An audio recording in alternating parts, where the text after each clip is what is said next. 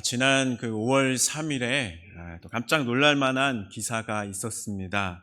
모든 투자자들의 전설이고 또 미국 오마하의 현인으로 불리는 워렌 버핏 회장이 2025년 말로 버크셔 해서웨이 경영의 일선에서 은퇴하겠다라고 하는 깜짝 발표가 있었기 때문입니다. 워렌 버핏에게는 여러 놀라운 기록과 일화들이 있는데요. 그 중에서 가장 독특하고 또 유명한 행사는 워렌 버핏과 함께하는 특별한 점심 식사입니다. 그 정식 명칭은 파워런치 위드 워렌 버핏인데요. 그 노숙자들을 돕는 글라이드 재단을 후원하기 위해서 2000년부터 시작을 해가지고 22년도까지 무려 22년 동안 진행된 연례 자선 경매 행사였습니다. 사람들은 이 버핏과의 식사할 기회를 얻기 위해서 아주 어마어마한 비용들을 마다하지 않았는데요. 그 가격이 점점 올라갔다 그래요. 그러면서 2022년도에는 무려 1900만 100달러. 제가 이게 우리 원화로 얼마인가를 계산해 보니까요. 271억 5,300만 원. 제가 이게 계산이 맞나 몇 번을 더 이렇게 들여다 보았습니다. 엄청난 금액을 지불하고 워렌 버핏과 식사를 하게 되었던 것이죠. 이렇게 큰 금액까지 경매가가 올라가게 된 이유는 2022년도까지만 이 행사를 하겠다라고 했기 때문입니다. 이런 엄청난 기록이 나올 수 있었던 이유는 무엇이었을까요? 수십 년 동안 압도적인 그런 성공을 거둔 그 투자의 비법을 들을 수 있기 때문입니다. 그리고 존경받는 경영인의 지혜를 얻을 수 있는 기회이기도 했기 때문이죠. 실제로 이 워렌 버핏의 조언에 따라서 투자한 사람들의 성공한 사례들도 계속되면서 많은 사람들의 관심이 모아졌던 것입니다. 그의 투자적 지혜의 핵심이 무엇인가라고 했을 때 한마디로 말하면 가치에 투자하는 것이라고 합니다. 그 기업이 앞으로 얼마나 성장할 것인가, 얼마나 많은 수익을 낼 것인가만 보는 것이 아니라 얼마나 오랫동안 우위의 그 지속성을 유지할 수 있는지를 판단하고 그런 눈을 가지고 투자를 하게 한다는 것이죠.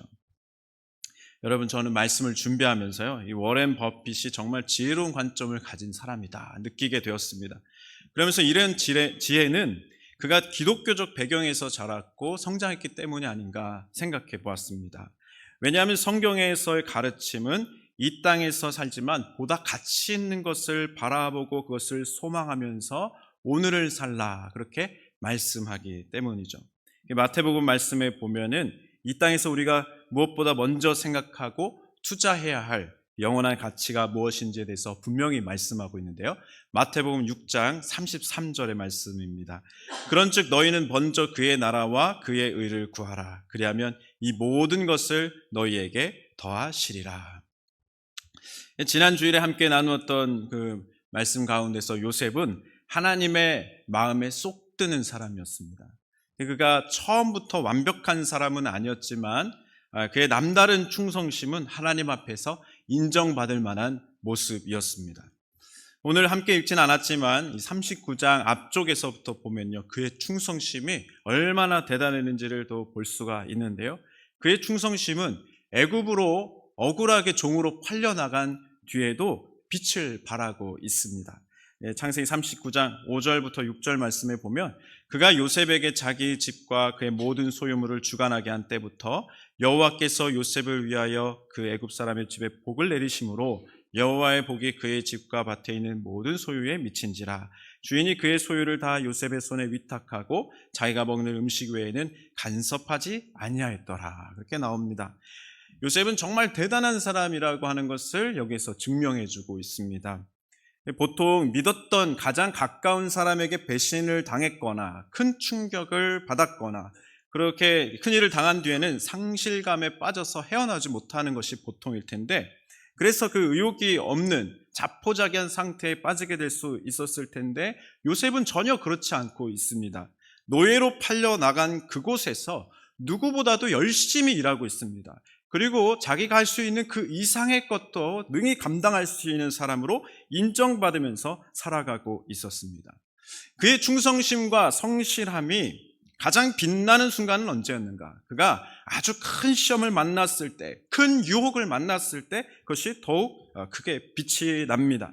그것은 마치 어둠 속에서 어둠이 짙을수록 별빛이 보석처럼 빛나는 것과 같이 더욱 빛나는 모습이 되었는데요. 그의 주인의 아내였던 그 보디발의 아내로부터 거절하기 힘든 유혹이 계속되었던 그 순간이었습니다. 8절부터 보면은 요셉이 거절하며 자기 주인의 아내에게 이르되 내 주인이 집안의 모든 소유를 간섭하지 아니하고 다 내 손에 위탁하였으니 9절은 우리 다 같이 함께 보겠습니다. 시작. 이 집에는 나보다 큰 이가 없으며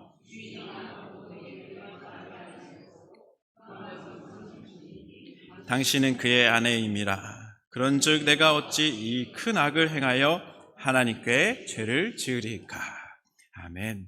여러분, 무엇을 알 수 있습니까? 지금 요셉은요, 주인에게 충성하고 있지만 더 크게는 하나님 앞에서 충성하고 있었음을 알 수가 있습니다. 하지만 이 보디발의 아내도 정말 만만치 않은 그런 여자였습니다. 그래도 포기하지 않고 연거푸 유혹을 시도합니다. 그래도 안 통하니까 이제는 빠져나갈 수 없는 그런 상황을 만들어 놓고 그것으로 요셉을 몰아놓고 그 요셉의 옷을 잡아 끌기 시작합니다. 그런데도 요셉은 그 겉옷을 그곳에 버려둔 채 그냥 끝내 도망쳐 나가 버렸던 것이죠. 이 정도로 신실하게 믿음과 신앙과 의를 지킬 수 있는 사람이면 하나님께서 대적들을 다 물리쳐 주시고 아무 근심 걱정 없는 삶으로 요셉의 삶을 인도해 주셔야 될 것 같습니다. 그래야 앞뒤가 맞는 이야기가 될 것 같습니다. 그런데 성경을 읽어가는 독자들에게 기대했던 그런 이야기가 나오지 않습니다. 당황스럽게 보여지는 이야기가 이어지고 있습니다. 바로 오늘 함께 읽은 본문의 말씀인데요. 19절 말씀에 보면 그의 주인이 자기 아내가 자기에게 이르기를 당신의 종이 내게 이같이 행하였다 하는 말을 듣고 심히 노한지라 라고 나옵니다. 무슨 말입니까? 요셉은 지금 주인의 아내를 노린 파렴치한 성폭행범이라고 하는 누명을 쓰게 되었고 겨우 목숨을 부지한 채 감옥에 갇히게 되었다는 이야기입니다. 이제 더 떨어질 인생의 밑바닥이 더 이상 찾아볼 수 없을 만큼 가장 밑바닥 인생으로 떨어지게 되었습니다.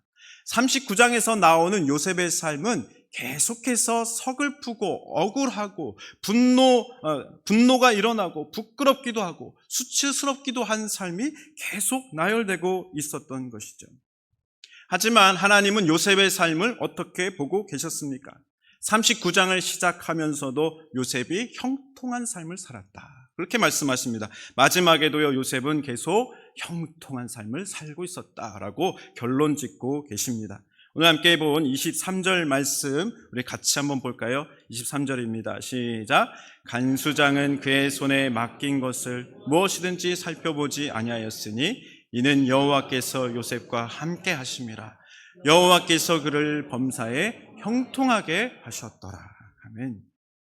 39장의 시작과 끝이 그의 삶이 형통한 삶이라고 계속해서 반복하여 규정하고 계십니다. 여기에서 우리는 한 가지를 질문해 보아야 합니다. 형통한 삶이란, 진정한 형통이란 무엇인가? 히브리어로 형통이란 여호와께서 그와 함께 하십니다. 그렇게 말씀하고 있습니다. 이 단어는요, 창세기 24장에서 그 아브라함의 종이었던 엘리에셀이 밧단 아람에서 리브가를 만났을 때에도 등장하는 단어입니다. 그가 기도하는 가운데에서 구말리가 떨어진 그 낯선 땅에서 낯선 사람들밖에 없는 그곳에서 하나님이 이끌어주신 그 이삭의 아내를 만났을 때에, 아내감, 신부감을 만나게 되었을 때에 그가 고백하기를 하나님께서 형통하게 하셨습니다라고 고백하지 않았습니까? 그때 나왔던 단어가 찰라흐라고 하는 형통하다라고 하는 단어였던 것이죠. 세상에서의 형통은 어떤 기준입니까?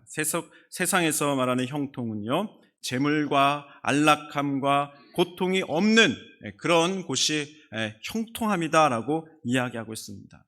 그런데요, 성경에서의 형통함은 하나님과의 관계 속에서 주님과 함께 하는가 그렇지 않는가가 절대적인 기준이 된다라고 말씀하고 있습니다.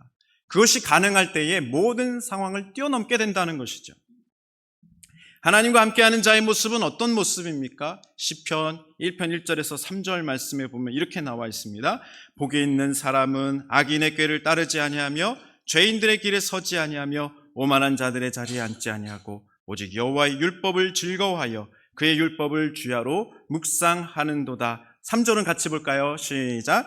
그는 시냇가에 심은 나무가 철을 따라 열매를 맺으며 그 잎사귀가 마르지 않음 같으니 그가 하는 모든 일이 다 형통하리로다.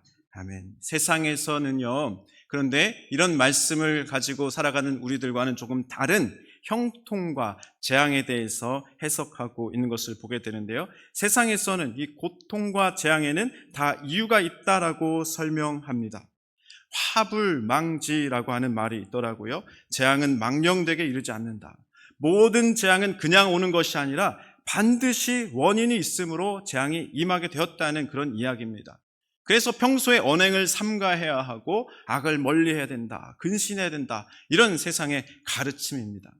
하지만 오늘 말씀에서는 그것과 정반대의 입장을 보여주고 계십니다. 아무리 언행을 삼가고 악을 멀리했을지라도 재앙과 같은 일이 닥쳐올 수 있다라고 말씀하고 있습니다. 의리를 지키고 선한 일을 선택하고 그 마음을 지켰는데 억울한 누명을 쓸 수 있다고 말씀하십니다. 밑바닥 인생도 들어갈 수 있다. 그곳으로 떨어질 수 있는 일이 일어날 수 있다라고 보여주십니다. 이것은 우리에게 매우 불안함을 느끼게 합니다. 매우 불안해지는 이유는 우리가 재앙을 막을 수 있는 방법이 없어 보이기 때문입니다. 착하게 살면 더 성공할 수 있어야 될 것 같고 반드시 그렇지 않다고 한다면 혼란스러움이 다가오기 때문인 것이죠. 욥이 고난을 받은 현장에서 우리는 극도로 두려움을 느끼게 됩니다. 왜냐하면 욥은 하나님이 칭찬하신 사람입니다. 의인으로서 인정받은 사람이었기 때문입니다. 욥기서 1장 1절 말씀에 보면 우스 땅에 욥이라 불리는 사람이 있었는데 그 사람은 온전하고 정직하여 하나님을 경외하며 악에서 떠난 자이더라 라고 말씀하고 있습니다. 하지만 욥이 당한 고난과 재난은 어떠했습니까? 세상에서 가장 악한 사람이 하나님께 큰 심판을 받는 것과 같은, 세상에서 가장 악한 사람일지라도 그가 받는 벌이 그 정도로 심할 수 있을까라고 상상도 못할 만큼 아주 큰 고통과 아주 큰 하나님의 심판을 받는 사람의 모습으로 그가 재앙을 만나게 되었습니다. 욥에게 있어서도 이 부분이 가장 궁금했을 것입니다. 그리고 가장 견디기 힘든 그런 일이 되었을 것입니다. 그러나 그가 이해하기 힘든 고난을 통과하면서 하나님을 더욱 깊이 만나는 그 자리로 들어가게 됩니다. 그리고 그곳에서 그가 회개의 기도를 올리면서 한 가지를 깨닫게 되는데요. 욥기 42장 4절에서 6절 말씀에 보면 내가 말하겠사오니 주는 들으시고 내가 주께 묻겠사오니 주여 내게 알게 하옵소서. 내가 주께 대하여 귀로 듣기만 하였사오나 이제는 눈으로 주를 배움나이다. 그러므로 내가 스스로 거두어 드리고 티끌과 제 가운데에서 회개하나이다 고백하고 있습니다. 하나님을 만난 그 자리에서 욥은 하나님께서 그에게 얼마나 귀한 분인가, 진정한 복의 근원이 되신다라고 하는 것을 깨닫게 되었던 것이죠. 삭개오의 경우도 생각해 보면 좋겠습니다. 누가복음 19장에는 삭개오라고 하는 세리장의 이야기가 나오고 있습니다. 삭개오는 그 이름의 뜻이 히브리어로 의로운, 깨끗한 이라는 뜻이 있습니다. 그런데 그가 현실에서는 착취와 억압과 속임을 통해서 부를 쌓은 부도덕한 대표적인 인물로 살아가고 있습니다. 이런 현실의 그 모순 가운데에서 삭개오는 심각한 그 내적인 갈등을 경험하게 됩니다. 그리고 막대한 부와 권력의 힘을 그가 가지게 되었지만 그곳에서도 그가 기대했던 무엇인가를 얻지 못했음을 그는 발견하면서 절망하게 되었습니다. 그것은 영적인 목마름이었고 공허함이었습니다. 그러나 그가 완전히 바뀌게 되는 계기가 있었는데요. 그것은 그가 여리고를 지나가시는 예수님을 뽕나무 아래서 만났을 때였습니다. 그는 주님을 만났을 때 그의 인생이 완전히 뒤바뀌어지는 것을 경험하게 되었습니다. 누가복음 19장 8절에서 9절 말씀인데요. 삭개오가 서서 주께 여짜오되 주여 보시옵소서, 내 소유의 절반을 가난한 자들에게 주겠사오며 만일 누구의 것을 속여 빼앗은 일이 있으면 내 갑절이나 갚겠나이다. 예수께서 이르시되 오늘 구원이 이 집에 이르렀으니 이 사람도 아브라함의 자손이미로다. 아멘. 그는 물질이 가득하고 권력과 힘이 있어도 불행한 사람으로 살고 있었던 것이죠. 그러나 예수님을 만난 후에는 그는 더 이상 불행한 사람이 아니었습니다. 그리고 그가 행해야 할 무엇인가를 분명히 찾은 사람이 되었는데요. 그동안에는 한 번도 하지 않았던 일들을 용감하게 결단을 내리며 나아가고 있습니다. 하나님의 영광을 위해서, 하나님과 함께하는 삶을 위해서 그의 인생의 모든 것을 던지는 삶으로 나아가는 사람이 되었던 것입니다. 사랑하는 성도 여러분, 하나님과 함께하는 사람이 진정한 축복의 사람임을 믿으시기 바랍니다. 주님과 함께하는 사람은 결코 망하지 않습니다. 그가 암흑과 같은 어려움을 만나게 되더라도 오히려 그는 그곳에서 빛되신 주님과 생명길을 더욱 선명하게 볼 수 있게 되기 때문입니다. 그곳에서 오히려 형통하게 하시는 하나님을 더욱 깊이 만날 수 있기 때문입니다. 그리고 더욱 주님을 굳게 붙들 수 있는 사람이 될 수 있기 때문입니다. 요셉을 보십시오. 20절에서 21절 말씀에 보면 요셉이 옥에 갇혔으나 여호와께서 요셉과 함께 하시고 그에게 인자를 더하사 간수장에게 은혜를 받게 하셨다라고 말씀하고 있습니다. 가장 인생의 밑바닥에 떨어지게 되었을 때에 하나님과 함께하는 요셉이었기에 그곳에서 주의 인자하심을 더욱더 크게 누릴 수 있게 되었다는 것입니다. 주의 더 크신 은혜를 그가 경험하게 되었다라고 하는 말씀입니다. 언제나 주님과 함께하는 것, 그것을 기뻐하는 사람이 가장 축복된 사람이고 형통함을 누릴 수 있는 사람임을 믿으시기 바랍니다. 베드로 사도는요, 시험이 다가와도 성도들에게 걱정하지 말라고 권면하고 있습니다. 베드로전서 1장 6절에서 7절 말씀에 보면 그러므로 너희가 이제 여러 가지 시험으로 말미암아 잠깐 근심하게 되지 않을 수 없으나 오히려 크게 기뻐하는도다. 너희 믿음의 확실함은 불로 연단하여도 없어질 금보다 더 귀하여 예수 그리스도께서 나타나실 때에 칭찬과 영광과 존귀를 얻게 할 것이니라 말씀하고 있습니다. 다윗은요, 시편에서 거룩한 성도들에게 걱정하지 말라고 권면하고 있습니다. 시편 37편 23절에서 25절 말씀입니다. 마지막으로 다 같이 한번 읽어볼까요? 시작. 여호와께서 넘어지나 아주 엎드러지지 아니함은 여호와께서 그의 손으로 붙드심이로다. 내가 어려서부터 늙기까지 의인이 버림을 당하거나 그의 자손이 걸식함을 보지 못하였도다. 아멘. 그 어느 장로님의 이야기입니다. 한국의 유명한 건축물들은 그 장로님이 많이 건설 현장에서 관리하시고 감독하신 그런 일들을 감당하셨던 분이라고 합니다.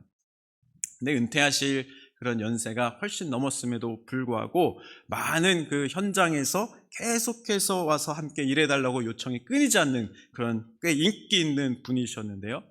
근데 그분이 말씀하시기를 그렇게 되기까지 한 번은 인생에 정말 큰 위기가 있었다는 거예요. 자신이 예전에 감독하고 관리했던 그 건축물이 수십 년이 지난 뒤에 금이 가기 시작하고 또 건축물이 뒤틀리고 기울어지면서 붕괴될 위험에 처하게 됐다는 거예요. 그래서 사람들이 막 고발이 들어가고 수사기관에서 조사가 들어가고 여기저기서 구속되고 난리가 난 적이 있었다는 겁니다. 근데 그때에 오히려 그 일이 그 장로님에게 인생 일대의 기회가 됐다는 거예요. 수사 결과가 나왔는데 이것은 설계부터가 잘못된 건축물이다라는 결론이 난 겁니다. 그러면서 또 뭐라고 이야기하냐면 그나마도 시공할 때 이 설계대로 제대로 시공을 했기 때문에, 관리 감독을 아주 제대로 했기 때문에 그나마도 이때까지 이 건물이 버틸 수 있었다는 거예요. 만약에 시공을 조금이라도 부실하게 했다면 벌써 무너지고 더 큰 인명피해가 났을 거라는 그런 결론이 난 것입니다. 그래서 그때부터 장로님이 그 분야에서는 승승장구하기 시작했고, 나중에는 은퇴도 마음대로 못하는, 여러 현장에 불려다니는 인기 있는 분이 되셨는데, 그렇게 인정받을 수 있었던 것은 항상 하나님 앞에서 부끄러움 없는 사람으로 살려고 애썼기 때문이라는 겁니다. 그런 간증을 들은 기억이 납니다. 사랑하는 성도 여러분, 우리가 반드시 기억해야 할 것이 있습니다.